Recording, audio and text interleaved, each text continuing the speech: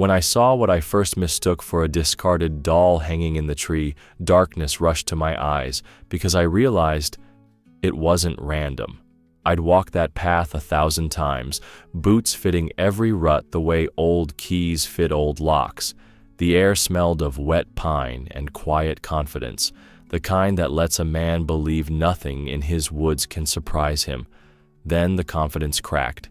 Swaying on a bleached-out branch was the limp shape of a girl, head bowed, arms slack, hair dripping like torn strips of dusk. My breath snagged so hard it burned. For a second I stood stupid, counting heartbeats instead of moving, because the scene looked staged, almost theatrical, as if some brutal director wanted me for the next act. Needles rattled overhead, a shiver of wind bent the trunks, and the sky answered with a low, metallic groan. Somewhere deeper in the timber, something moved. Not deer, not boar, but deliberate, clever, watching. I forced myself forward, each step heavier than the last. The girl's bare feet were at my eye level, ankles swollen purple where bark had bitten through skin. No rope, no vines, just branches twisted around her like fingers that refused to let go. Her face was gray with forest dust, lips cracked, eyelids fluttering. She couldn't have been more than 20. A storm smell brewed, ozone and sap, the kind that warns every creature with sense to run for cover. Lightning stitched the sky, and thunder slapped the hillside. I shook off dread, wedged a boot in the trunk, and climbed. Bark ripped under my palms. Close up, I saw scratches down her arms, shallow but angry, as though something with claws had tried to claim her and then changed its mind. "It's all right," I muttered, voice too thin to matter, but the words felt like a promise I had to make or break right there. I snapped smaller branches, worked her loose, praying the tree wouldn't pitch her before I could catch her. When her weight tipped forward, I locked an arm around her waist. She was frighteningly light. A gust hit us, swinging both our bodies outward over empty air, and in the crack of thunder I thought I heard another sound. Deep, guttural, half growl, half warning. I glanced down. Between sheets of rain, the forest floor blurred, but I saw tracks in the mud, fresh and wide, padding a circle around the base of the tree. Wolf, too big for dog, too purposeful for coyote. Yet no animal broke cover. The presence was felt, not seen, like breath on the back of the neck. Branches scraped my shoulders as I descended. When my boots hit earth, the girl sagged against me, skin ice cold, but a faint pulse fluttered under her jaw. Her eyes opened for an instant, hazel flecked with gold, and locked on mine. She didn't look frightened. She looked certain, as if she'd been waiting for me, as if this rescue was part of a pact older than either of us. Rain turned to needles, stabbing sideways. I eased her across my shoulders in a fireman carry and started the trudge home. The forest seemed to breathe around us, inhaling every step I took, exhaling shadows that flitted between trunks. Twice I heard sticks crack in perfect rhythm with my stride, like an unseen escort matching pace. Once, a pair of eyes blinked from a thicket, low and amber, then vanished when I blinked back. The path climbed, slippery, and my legs shook from balancing her weight and my fear. But whenever doubt crept in, I felt the girl's fingertips brush my collarbone, light as a moth, reminding me she was there, real, needing. I whispered nonsense, weather forecasts, childhood prayers, my name repeated like a talisman. Overhead, the storm gave us brief mercy, thunder drifting east, leaving only the hush that follows something enormous passing by. My cabin lights glowed through the firs at last. I laid her on the couch, stoked the stove, wrapped her in the wool blanket my mother spun decades ago. Steam rose from her clothes. Her eyelids twitched. For one breath, she looked straight at me and almost smiled, the tiniest curve, as though recognizing a long-lost word. Then she slept, deeper than winter roots. I stepped back outside to fetch dry wood, and nearly planted my boot in a print pressed deep into the mud just below the porch. 4 great pads, claws tracing moon slivers at the tips, a wolf's mark, fresh, glistening, aimed toward the door, but stopping exactly 1 stride short. Not a threat, a declaration. Something had delivered her to that tree, then stayed to make sure I carried her the rest of the way. Inside, the fire popped. The girl breathed in steady rhythms, each exhale soft like a pup dreaming of milk and wild grass. I touched the edge of the blanket, half certain my fingers would pass through her like smoke, half afraid she would wake and explain the impossible in one plain sentence that would ruin me for ordinary life forever. I thought that would be the end of it, but the wild was only beginning to show its secrets. I woke the next morning sure the nightmare would dissolve in daylight. Instead, I found her sitting bolt upright on the couch, the blanket pooled at her waist, eyes fixed on the window as if the glass itself were speaking. I brewed coffee, scrambled eggs, laid a plate on the table. She didn't move. I tried a dozen questions. Her name, pain, hunger, anything, but silence swallowed each one before it reached her. By noon, she still hadn't eaten. Her gaze never drifted from the tree line beyond the yard like a radio tuned to a single secret frequency. I brought the plate over, waved the fork under her nose. Nothing. The only sign she heard me at all was a tiny flare of breath when wind rattled the panes. I wanted to call a doctor, but the nearest clinic sat 40 miles away, and something in her stillness warned me that ordinary medicine would only bruise what delicate thread kept her here. That night I built the fire high, locked every door, and lay awake in the rocking chair opposite her. Rain tapped the roof until close to midnight, when the weather fell dead silent.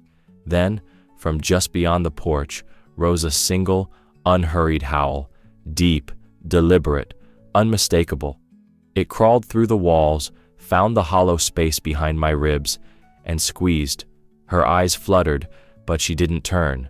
The howl drifted into a chorus, several throats weaving one long, mournful chord, as though announcing a vigil rather than a hunt. The moment the last note faded, she exhaled, slow and relieved, and closed her eyes for the first time since morning. I sat in guarding silence until dawn smeared pale over the pines. Every time the floor creaked, I imagined a muzzle nudging the door, amber eyes blinking in the cracks. But nothing came in. Just after sunrise, I stepped onto the porch for firewood and froze. Lying on the worn boards, precisely centered before the threshold, was a severed wolf paw. Not torn by trap or bullet, neatly set down, pads upward, fur still warm with blood that looked too bright beneath the lilac dawn. One claw was missing, snapped clean at the root. I couldn't breathe. My first thought was warning, stay out, she is ours. I reached for the paw with a towel, planning to bury it far from the house. Behind me, the door creaked. She stood barefoot in the doorway, hair tangled over her shoulders, eyes wide but peaceful. She knelt, lifted the paw with reverence, and turned it until the broken claw faced her palm. She studied that lone claw the way a woman studies a wedding ring, and ice flooded my chest. For a heartbeat, she looked impossibly happy. Then her face folded inward, as if grief stole the breath mid-smile. She brushed the fur once, whispered something too soft to catch, and carried the paw inside. I trailed her, words knotted. At the hearth, she placed it on the mantel like a sacred relic, then resumed her seat by the window, hands folded, waiting again. That afternoon, I found the missing claw on the porch rail, laid out by itself, point toward the forest. I wrapped it in cloth, intending to keep it from her. Why, I wasn't sure. Maybe to spare her, maybe to keep one mystery under my control. I slipped it into a tin box in the pantry. Night fell harder, no rain this time, only wind shaking the gutters. The howl returned, closer, almost conversational, rising and dipping like speech. She listened, head tilted, heartbeat steady enough to calm my own. When the chorus ended, she put a hand to her throat, eyes shining with something that looked too large for joy, too gentle for terror. I lasted 3 nights of that. Her fasting silence, the nightly choir, new offerings of bones and feathers left at dawn along my steps. Each morning she arranged them on the mantel, a tiny altar growing one fragment at a time. The air inside the cabin changed, too, rich, electric, as if sap ran in the beams and the walls might sprout buds if I blinked too long. On the 4th morning I rose early, determined to drag the entire grisly altar to the burn pile. But when I reached the front room, the blanket lay empty, her shoes untouched, the door unlocked, though I knew I'd barred it. Outside, the yard showed no footprints, only dew and last night's claw marks pressed beside the stoop. I told myself she'd stepped out to the privy, or maybe finally found an appetite and gone to the spring for water. I made coffee. Minutes drummed by. The woods answered with silence so dense it felt staged. My pulse thudded in my ears. An hour passed. Another. The eggs on the counter sweated under their shells.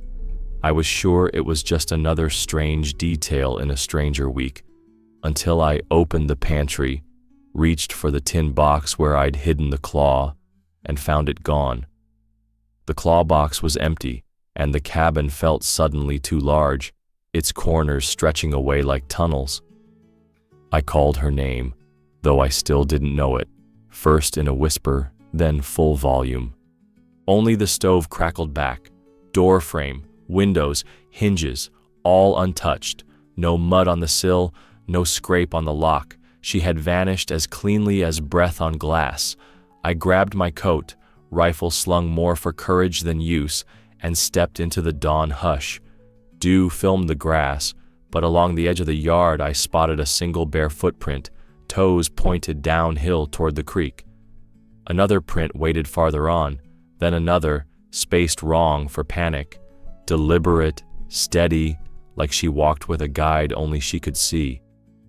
The prints led me under cedar arches, across the creek's slick stones, up a ridge where moss swallowed all sound. The farther I followed, the sharper the air smelled. Pelt, earth, something musky that made the hair at my nape rise though the sun was warm on my shoulders. Birds held their throats. The forest listened. Halfway up the slope, I found a tuft of black fur caught on a bramble. Thick, glossy, longer than any dog's. My heart thumped. I pressed on. At the crest, the world dropped into a shallow basin, shadowed even at noon, and there the footprints ended in loose soil that funneled toward a low, dark opening beneath a fallen spruce. A wolf den. My breath seized, but I forced myself closer, rifle loose at my side. 10 feet from the mouth, the earth dipped. She knelt there, back to me, hair hanging like a curtain down her spine. Her bare feet were gray with mud, but she knelt as though praying on cathedral marble. In front of her sprawled a wolf, no, a queen of wolves, coal-black, massive shoulders rippling each time she breathed.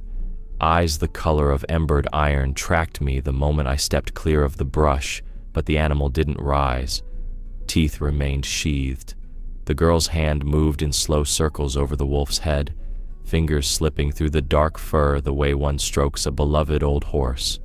Whispered sounds rose, so soft they weren't words, so much as memories made audible. She belonged here. That truth lit my brain like lightning, beautiful and terrifying.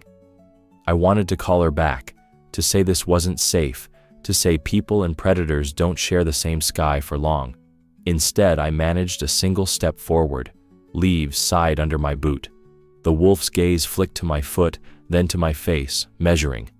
A growl never came. Nothing about her posture said threat. Everything said threshold.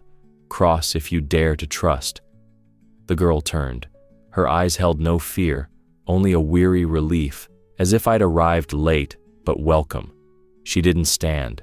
She simply lifted her left hand, palm open, and rested it atop the wolf's heaving flank, the way a child clutches a parent's coat in crowds. She wasn't defending herself. She was showing, "I'm with her." The sentence echoed inside me louder than any rifle crack. The wolf blinked once, slow as dusk, and in that single motion gave permission I couldn't explain. Something in my chest unlocked. The rifle slipped from my shoulder, and for a reckless second I stretched my fingers toward the great animal, stopping inches from her fur. Heat rolled off her body, primal and ancient. I felt small, but not unwelcome. A twig snapped behind us. I spun, heart thudding. Nothing there, only the forest rearranging itself. When I turned back, the girl had risen. Dirt clung to her knees. She looked at me, then at the rifle in the leaves, then back at me with a softness that felt like dawn breaking after years of night. She stepped away from the den. The wolf huffed, as if exhaling a promise, and laid her head between enormous paws, eyes closing in trust or warning. I still don't know which. The girl took my hand. Her palm was warm despite the chill, pulse steady, more animal than human in its calm. We walked uphill together, leaving one set of boot prints and one set of bare tracks between us. I glanced behind every dozen yards. The wolf never followed. She simply watched until distance turned her into another shadow among many, and even the shadow dissolved. When the cabin came into view, sun already tilting west, I felt as though I'd crossed into a different year, maybe a different life. She paused at the porch, glanced once toward the trees, then stepped inside without coaxing. I shut the door and barred it out of habit, knowing wood and iron mean little to things that move like thoughts. She ate that night, slow, methodical bites of bread and honey, eyes bright but distant, as if tasting memories more than food. Afterward, she curled on the couch and slept with a softness that made my throat ache. I set the rifle back on its rack, trying to steady my hands. I led her home, certain the worst was finally behind us. She spoke for the first time 3 mornings later, while dawn still hid behind the ridge. "Mother," she whispered, breath fogging the window pane. The words startled me so hard the coffee cup slipped from my hand and clattered empty on the stove.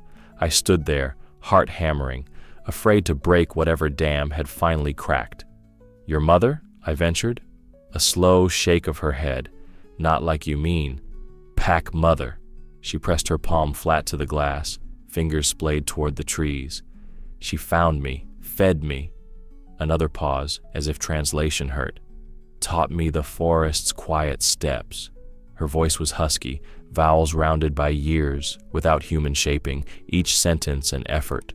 She spoke in pieces, moon hunts, winter dens, snow so deep they tunneled beneath it like fish beneath ice, names for wolves that were more scents than sounds, ash breath, low ember, dawn song. The black matriarch she stroked at the den she called simply first warmth. "How long?" I asked, though the question felt ridiculous. She shrugged, small and helpless. "Always." Then her gaze snapped onto mine, fierce. Left there, not by people, by something colder. Colder than people? The words squirmed in my gut. I wanted logic, paperwork, a missing person report that ended with tearful reunion. Anything but this myth stitched to living skin. Yet the certainty in her eyes made disbelief feel like blasphemy. I fetched the county map, unfolded it on the table, pointed to the creek bend where I'd found her. "Show me where you remember before the wolves." She only touched the map's blank margin, far beyond any marked trail, then drew her fingertip in a slow spiral, a shape more ritual than location.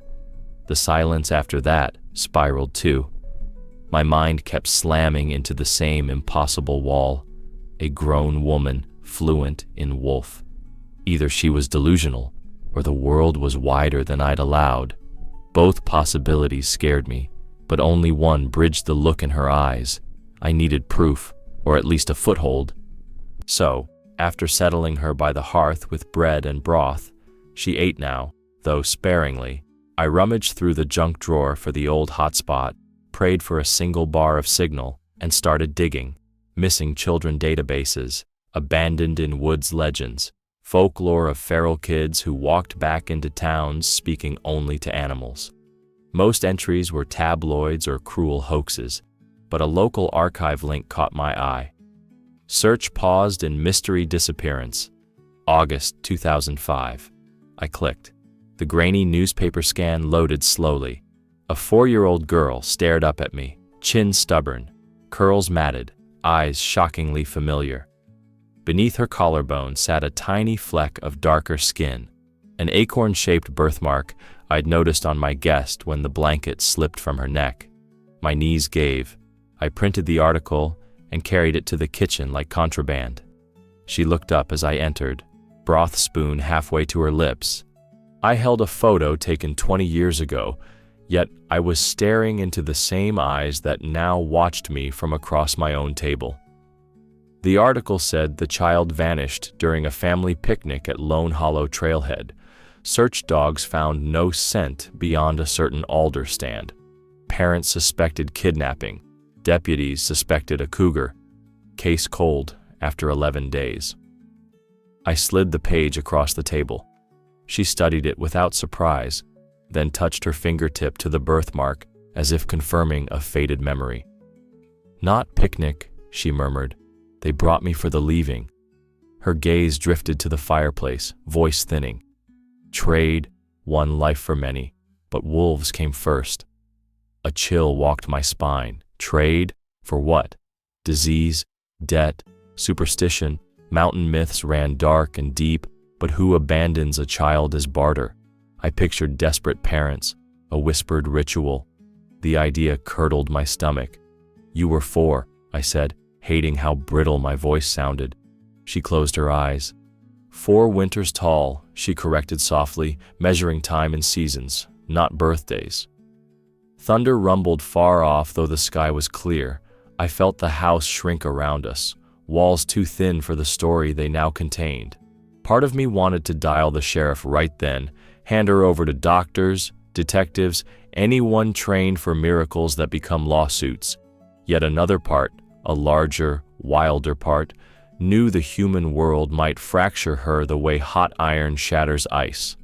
I told myself the responsible thing was to phone the police first. I even reached for the receiver, rehearsing sentences about found persons and long cold cases.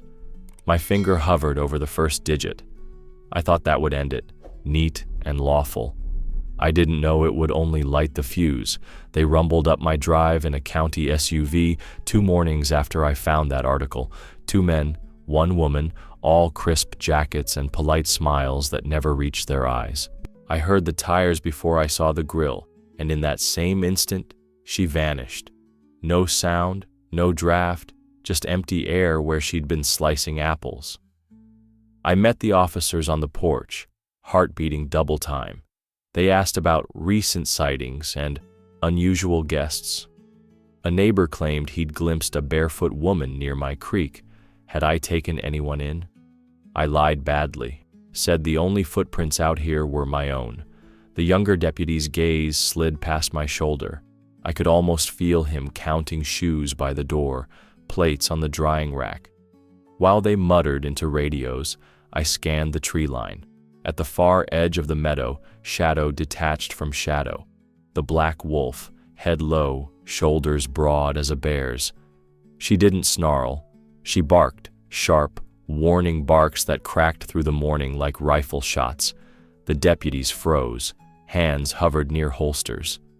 "Coy dog," the older one guessed. "Stay calm," I said, though my pulse was anything but. The wolf barked twice more, then backed into the pines.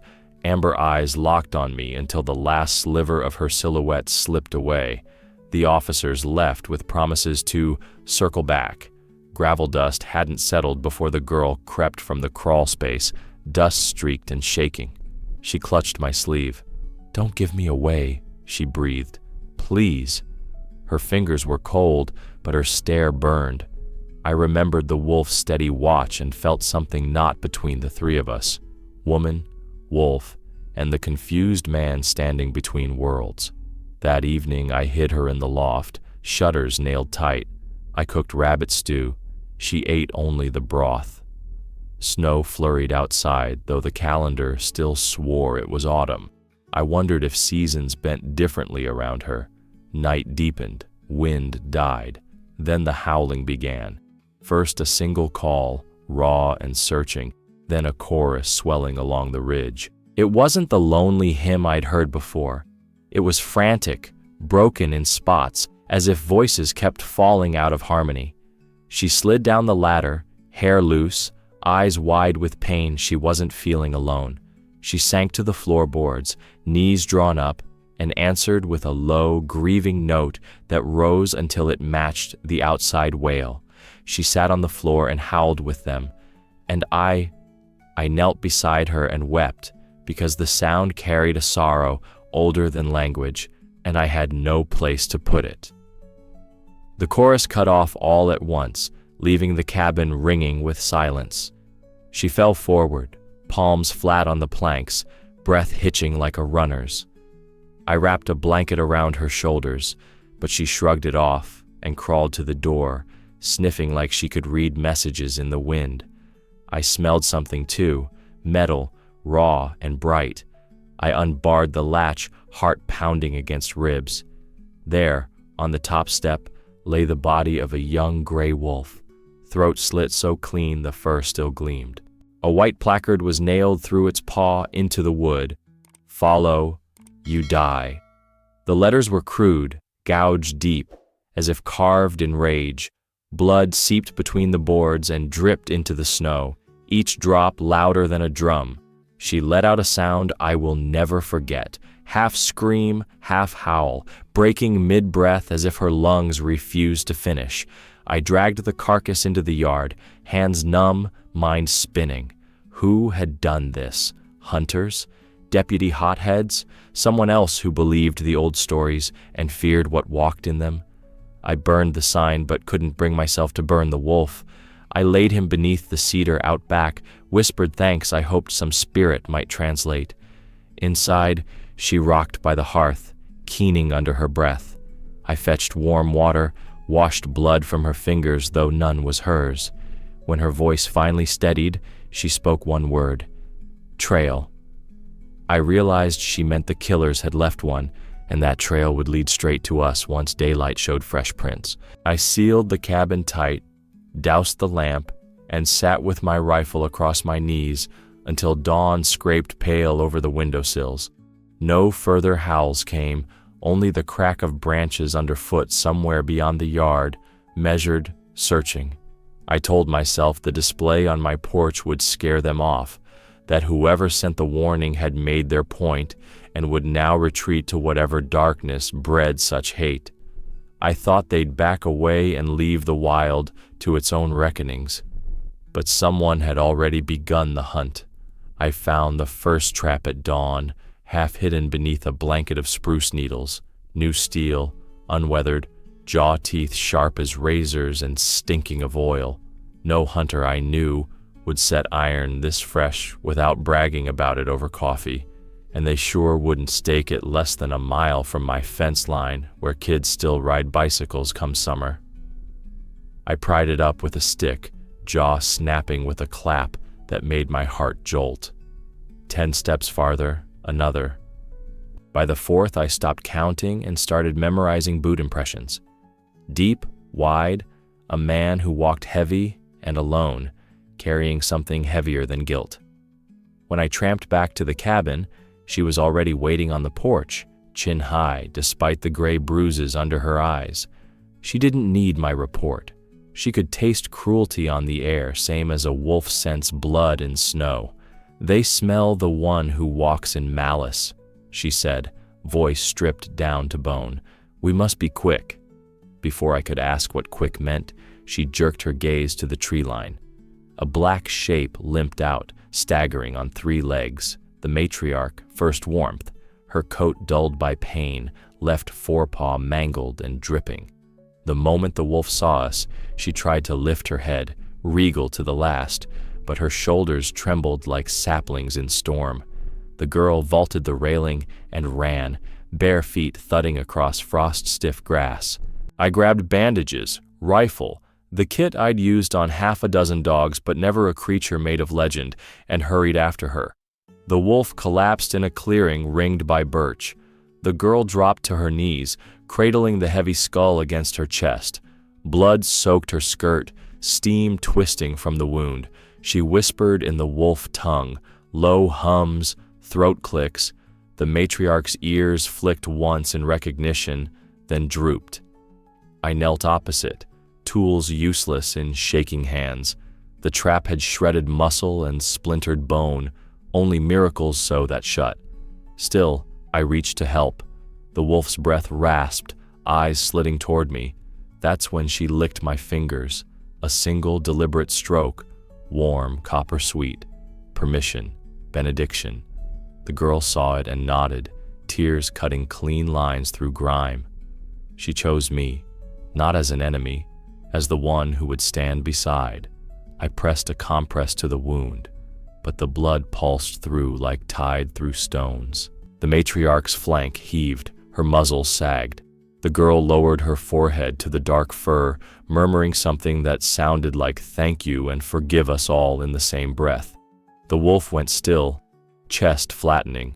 Light seeped from her eyes like twilight draining from sky. The girl's shoulders shook once, but she did not cry out. Instead, she kissed the cooling brow, rose, and stepped back, face streaked with crimson acceptance. I felt hollowed, scraped raw by the trust that final lick had bestowed. I wrapped the body in my jacket, muscles burning, and we bore her to a rise overlooking the creek.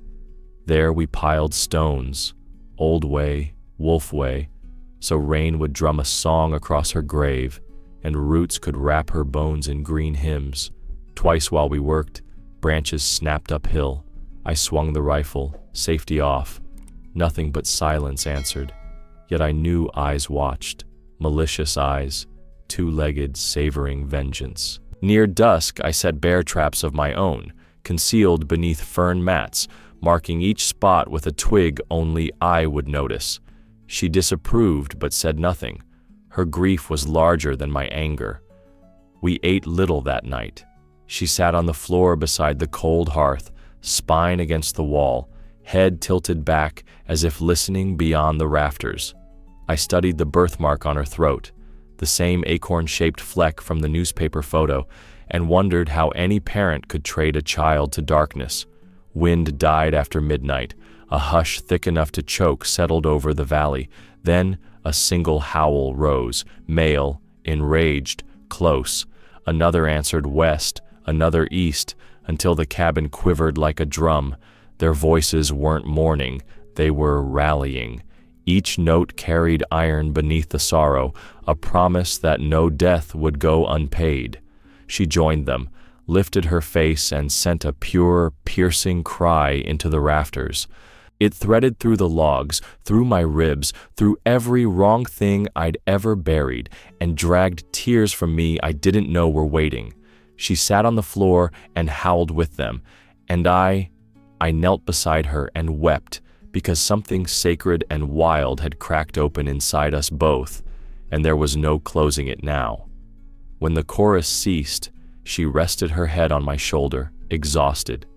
I banked the fire, barred the door, and sat guard, rifle across my lap, dawn still hours away. In sleep, her hand found mine, fingers curling around the bandaged spot the matriarch's tongue had blessed. I thought the settling weight of her head meant the storm had spent itself. I thought that was the end of it. But the pack came in the night.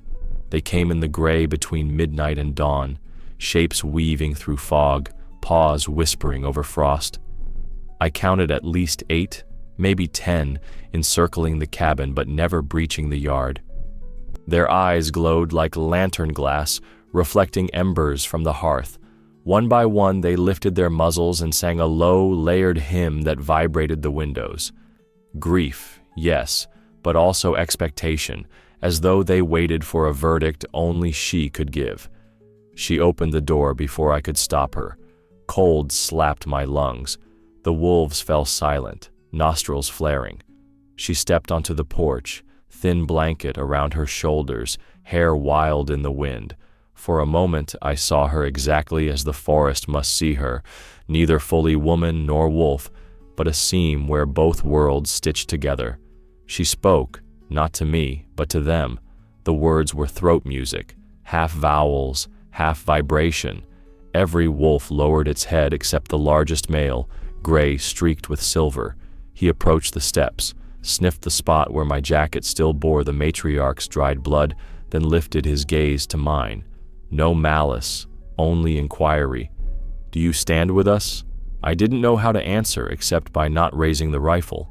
Maybe that was enough, because he huffed once, turned, and melted back into the timber. The pack followed, shadows unspooling. She watched them disappear, then shut the door with a finality that rattled the latch. All at once the weight of the night caught her. She slid to the floor, back against the logs. I sat opposite, knees drawn up like a schoolboy, waiting for words I sensed were ready at last. "My parents feared an old sickness," she began, voice soft but steady. "A wasting that took first breath, then bone. It found my brother when he was 3 moons. She tapped her chest where ribs met. The elders told them a trade might fool the sickness, a life for a life, given freely to the forest. They chose me." My jaw tightened so hard my teeth ached. Anger flared, at superstition, at cowardice, at a world that lets children become bargaining chips. Yet her tone held no bitterness, only the calm of someone who has rehearsed truth inside silence for years. "They left me at the alder stand wrapped in a blanket and honey," she continued. "They thought bears would take the gift." A faint smile ghosted her lips. "Bears are greedy, wolves are curious." First warmth found her before dawn, nudged her with a gentle muzzle, carried her in jaws, careful as cradle bars. I learned their music before I knew my own name, learned their law, share, endure, remember. She glanced at the hearth where a single log popped, sending sparks upward. "When one of us falls, the heart of the pack stutters. I feel it here." She pressed fist to breastbone. "Last night, when the hunters took ash breath, the rhythm skipped. I knew before I smelled his blood." I tried to imagine sensing death ripple across miles of forest, an echo through marrow. The idea should have chilled me, but instead a strange warmth stirred, like hearing a hymn you didn't realize you'd always known. "How did you live winters, storms?" I asked. Voice cracked. "Fur and fire," she shrugged. "They share warmth. I learned to weave branches over snow dens, steal embers from campers, keep pups alive." Her eyes flicked to mine, sudden intensity. I never felt abandoned until I remembered language. That hurt more than frost. She paused, studying me as if gauging whether the next words would split me further. "Your world reads losses on paper," she said. "Mine hears them in bone. When first warmth's breath stopped, a part of the forest closed, but you opened another path." I swallowed around a stone in my throat. "I only tried to help." Her gaze softened. "I thought you saved me from traps, but you saved me from forgetting what people can be." She reached across the plank floor, fingertips brushing my wrist. "And you? Have you asked what I saved you from?" I laughed, ragged. "From sleeping through the rest of my life, I guess." Her head tilted, listening to words behind my words. "You carried silence like a burden when I first saw you. The woods filled it." In that moment I understood what had prowled my edges these lonely years. Hollow days strung together by habit, not purpose. I thought I'd rescued her, but she had rescued me from the emptiness I'd mistaken for peace. We sat in the hush until the fire died down to blue veins. She rose, placed a fresh log, tucked the blanket tighter around my shoulders than her own. "Tomorrow we track the hunter," she said simply. "Not request, promise." Sleep found us both, dreamless. Dawn later spilled gold across the floorboards, but she was already outside, studying the horizon where wolf song had faded. In her palm lay something I hadn't seen before, a single obsidian claw, polished, threaded onto rawhide. She pressed it into my hand. "Pack token," she whispered. "For courage." I closed my fingers around the talisman, heat pulsing through the cool stone like a second heartbeat. I thought this gift sealed our pact, that the story had finally rounded its corner toward rest. I was wrong, of course. Another gift waited just beyond the tree line, and it would change everything again. Dawn bled pale over the yard, and frost still dusted the porch boards when I heard the softest scratch at the door, not claws raking, just a tentative brush, like someone testing whether welcome still lived here. I unlatched the bolt and eased the door wide. A young she-wolf stood on the step. Her coat was midnight, but shimmered with the charcoal undertone I'd seen in first warmth. The slope of her brow matched too, though her eyes were spring green instead of ember. She couldn't have been 2 winters old, flanks lean, movements awkward with new strength. Yet she carried herself like royalty, trying on the crown for the first time. She didn't flinch from me. Instead, she inhaled, muzzle lifting, until our breaths mingled in the cold. Then she padded inside as if she'd been born beneath my rafters. I stepped back, stunned, unsure whether to call or whisper. The girl appeared at the loft ladder, hair tangled with sleep, blanket dragging. The instant the young wolf saw her, tail swished in a single eager arc. The girl dropped the blanket and knelt, arms open. Wolf and woman touched foreheads. No hesitation, as though they'd practiced this greeting in dreams for years. 3 heartbeats later, the wolf turned and crossed the room to me. She planted both front paws squarely on my boots, gazed up, and gave a short, decisive yip. It wasn't a question. It was an introduction. "I accept you." The girl watched, warmth flooding her eyes. "Daughter of first warmth," she said softly. "She chose to find us." A tremor ran through me, fear, gratitude, purpose, tangled so tight I couldn't name the strands. I crouched, offering the back of my hand the way I would to a skittish dog. The young wolf licked my knuckles once, swift, formal, then stepped away and nudged the door with her nose. "She's calling," the girl whispered. "It's time." "Time for what?" My voice broke on the last word, though I already sensed the answer. She rose, no longer sleepy, face radiant with a calm that felt older than sunrise. "The pack needs a bridge between worlds," she said. "She will learn the wild from me, and I will remember the human from her. That circle must close in the forest. And me?" I hated how small the question sounded. "You carry the memory forward." She reached into the pocket of her worn skirt and drew out the pendant I kept near my heart, a polished obsidian claw I'd looped onto rawhide only yesterday. Gently, she slid it off my neck and set it on the windowsill, beside the first broken claw the wolves had offered weeks before. 2 talons now glinted side by side, dawn light splitting across them like twin promises. "You keep the tokens," she said. "They mark a place the pack can return." She slipped bare feet into my old boots, too big but serviceable, pulled on the faded coat she'd arrived in, and opened the door. The young wolf bounded outside, then paused, looking back as if to be sure her new sister followed. The girl turned to me one last time. "You filled the silence," she murmured. "Don't let it empty again." I wanted to beg her to stay, to argue that people could change a world without abandoning one, but her eyes, steady, luminous, told me the decision was the forest's, not mine. Words clogged my throat. All I managed was a nod. She stepped onto the frost, laid a hand briefly on the wolf's flank, just a whisper of touch, and together they headed toward the pines.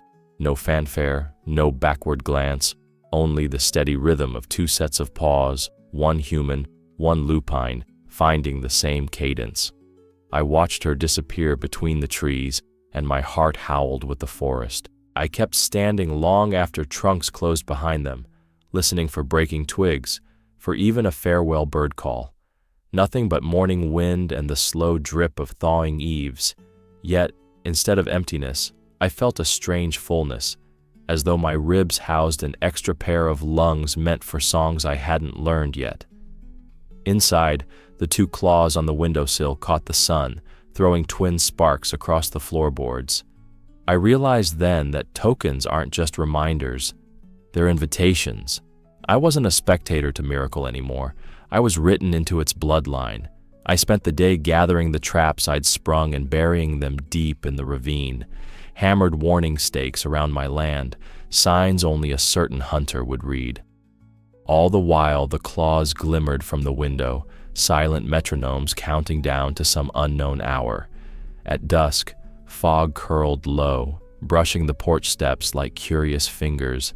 I stood there, claws in my palm, telling myself she was safe, that the young wolf would guard her better than any rifle I owned. I believed it, mostly. I thought I had lost her to the wild forever, that my part in the tale was finished. But as night pooled over the hills, a new scent drifted on the air, smoke laced with something darker, and I knew the story still carried one more verse. When the first snow melted and the world spun into its next spring, I thought the story had settled into memory. A year passed that way, 12 slow moons of routine and ache. By dusk each day I carried venison scraps to the stump beyond the tree line, laid them out like small prayers, and whispered her name to the wind that never answered. Some nights fresh paw prints circled the offering. Other nights the meat lay untouched, stiff with frost, reminding me the forest owed me nothing. Yet the ritual mattered. Every step into the dark kept the silence inside me from turning to stone. Summer bled into another brittle fall.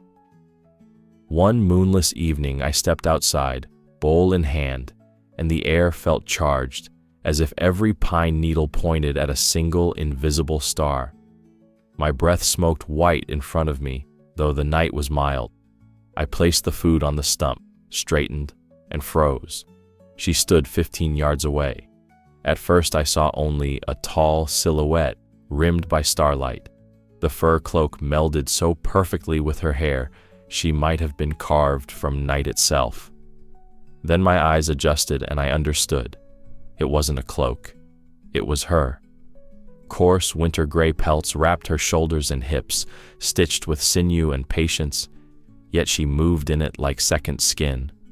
Beside her padded the young black she-wolf, now full-grown, muscles fluid beneath sleek coat. Two smaller shapes hustled at their heels, wide-eyed pups, one gray, one dusk brown, tipping between boldness and caution. My pulse spiked hard enough to hurt. I didn't speak. Words had always been optional between us. She stepped forward until stray moonlight spilled onto her face. Wildness had sharpened her features, cheekbones carved, eyes bright as creek water and snowmelt. But the birthmark at her throat still mapped the acorn I'd once compared to a freckle. She lifted one hand, palm open, a greeting older than language. The wolf family watched, silent, the pups quivering behind their mother's tail. I raised my own hand, felt the tremor, but held it steady. In that motion, every evening spent leaving food, every night spent listening for footsteps, found its answer. I wasn't provider or savior. I was remembered. She didn't cross the final distance. Instead, she crouched, placed a strip of raw meat on the moss, and nudged the pups forward. They sniffed, nipped, tugged. Ordinary life, right there between beating hearts that once belonged to strangers. I laughed under my breath, too quietly for it to break the spell. She heard anyway, eyes softening. When the pups finished, she rose. For a long breath, we stared through the dark, thought speaking to thought. I saw gratitude, pride, but also resolve. Her path ran deeper now, braided to the pack's survival. Mine led elsewhere, back to walls, tools, and a piece of forest I would guard in her absence. She touched 2 fingers to her lips, then to the air between us. A goodbye, a blessing, Maybe both. I mirrored the gesture. She nodded once, small, final. The full-grown black wolf circled her legs and fixed me with ember eyes, neither hostile nor tame. In that gaze I read a verdict, worthy. She turned. The pups bounded after the she-wolf. The forest swallowed their shadows. I never heard a twig snap. I stood rooted, the chill finally finding my skin, and only then realized my right hand clenched a cold, familiar shape. I opened my fist. The first broken claw, the one left on my porch long ago, pressed into my palm, edge sharp, even after seasons of handling. Somehow I'd pocketed it out of habit before stepping outside. Now it felt weightless and unbreakable at once. I understood then that I had witnessed the impossible, that wild nature can love, remember, and forgive. And if I ever spoke of it, no one would believe me. And I myself can scarcely believe. If your heart just skipped a beat, you know the feeling. Subscribe to the channel. Here we share true stories of living wonders. I watched the dark swallow her until nothing moved but wind in the needles, and even that sounded like distant song. My chest ached, but not with loss. It was the ache of belonging to something too large for walls. I turned home, claw warm against my pulse, certain that someday footprints would appear at the stump again and that I would be ready. If your heart is filled with awe right now, right. Nature is wiser than us. If you believe in a special bond with animals, right. We are not alone in this world.